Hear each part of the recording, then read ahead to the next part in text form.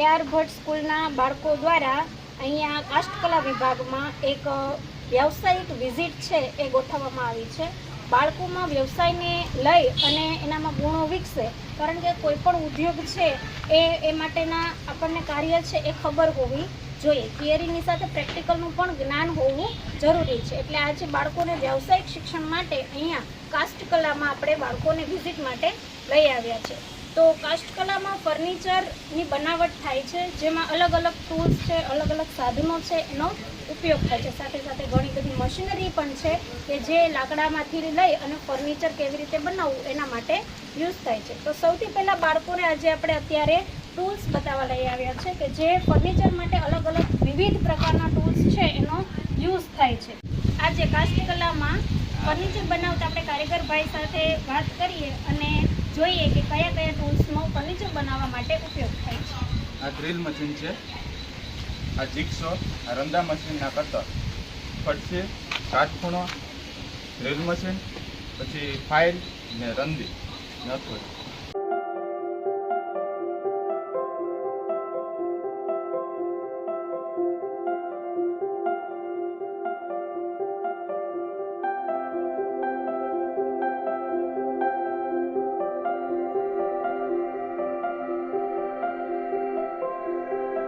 સૌપ્રથમ તો લાકડાની પસંદગી કરવામાં આવે છે. અહીંયા કાષ્ઠકલામાં અમે જાણ્યું કે કયું લાકડું પસંદ કરવામાં આવે છે. આ કાષ્ઠકલાના વિભાગમાં સાગ નામનું લાકડું છે જેની પસંદગી કરવામાં આવે છે અને સાગના લાકડામાંથી વિવિધ પ્રકારના ફર્નિચરો બનાવવામાં આવે છે. સાગનું લાકડું પસંદ એટલા માટે કરવામાં આવે છે કે બહુ જ મજબૂત હોય છે અને ટકાઉ હોય છે અને લાંબા સમય સુધી સારી રીતે જળવાઈ શકે છે. એટલા માટે સાગનો ઉપયોગ આ સંસ્થા દ્વારા, કાષ્ઠકલા દ્વારા ફર્નિચર બનાવવા માટે કરવામાં આવે છે. તો સૌ પ્રથમ આપણે લાકડાની પસંદગી કરવાની હોય છે. ત્યારબાદ ફર્નિચર બનાવવા માટે એ લાકડાનું કટિંગ કરવામાં આવે છે.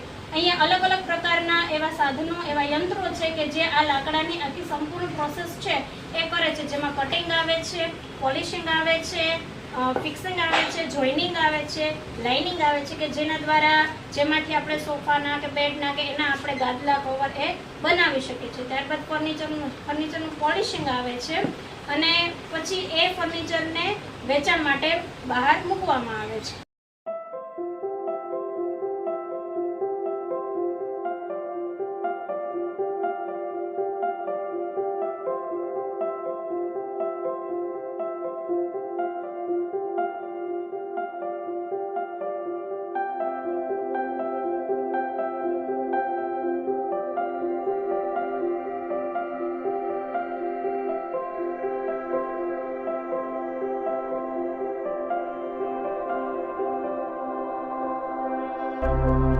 કાષ્ઠકલામાં વિવિધ પ્રકારના ફર્નિચરો કેવી રીતે બને છે એ આજે અમે અહીંયા આ સંસ્થામાં આવી અને જોયું છે. હવે અમે અહીંયા આવ્યા છીએ ફર્નિચરના શોરૂમમાં, જ્યાં વિવિધ પ્રકારના ફર્નિચરો જેમ કે ખુરશી છે, ટીપાઈ, કબાટ, સોફા સેટ, ડાઇનિંગ ટેબલ વગેરે જેવા ફર્નિચરો ખૂબ જ સરસ કલાત્મક રીતે અહીંયા બનાવી અને શોરૂમમાં ગોઠવવામાં આવ્યા છે. આ સંસ્થામાં, આ કાષ્ઠકલા ઉદ્યોગમાં ઘણા બધા કારીગરો છે જે કાર્ય કરે છે, વર્કરો કામ કરે છે અને આ વર્કરોમાં દરેક પ્રકારની જ્ઞાતિના ભાઈબંધુઓ જોડાય છે.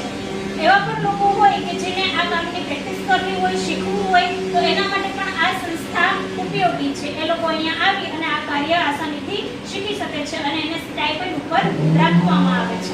આ એવું વ્યવસાયલક્ષી શિક્ષણ છે કે જે આગળના ભવિષ્ય માટે ખૂબ જ જરૂરી છે. બાળકો સારા માર્ક્સ તો લઈને આવે છે, પણ એને પ્રેક્ટિકલ જ્ઞાનની પણ ખૂબ જ જરૂરી હોય છે. આપણે 21મી સદીમાં જો ટકી રહેવું હોય તો આપણને ટેકનિકલ શિક્ષણની પણ ખૂબ જરૂર છે. એટલા માટે જ આજે AR ભટ્ટ સ્કૂલના બાળકો છે એ અહીંયા વિઝિટ આવ્યા હતા અને અમે ખૂબ સરસ રીતે ફર્નિચરની બનાવટ અને એના યંત્રો વિશે જાણ્યા છે અને કેવી રીતે દરેક વસ્તુ એક મેથડનું કામ કરે છે એ અમે જોયું.